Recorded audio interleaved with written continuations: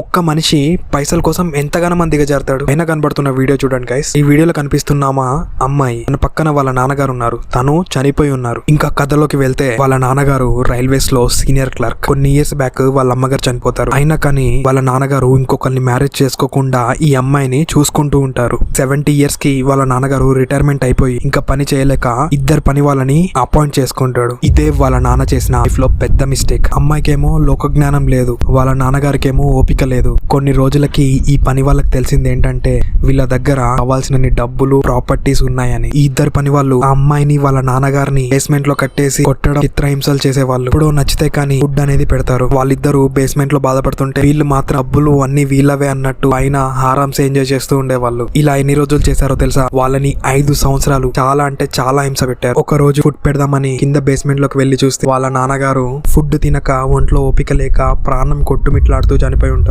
And అమ్మాయి condition మీరు ఈ ఇమేజ్ లో క్లియర్ గా చూడొచ్చు. కొన్ని రోజులకి పోలీస్ వాళ్ళకి ఎలాగైనా ఇన్ఫర్మేషన్ తెలుస్తుంది. కానీ పని వాళ్ళని పెట్టుకునే ముందు దయచేసి 1కి 2 సార్లు వాళ్ళ బ్యాక్గ్రౌండ్ వెరిఫికేషన్ చేసే మీరు అపాయింట్ చేసుకోండి.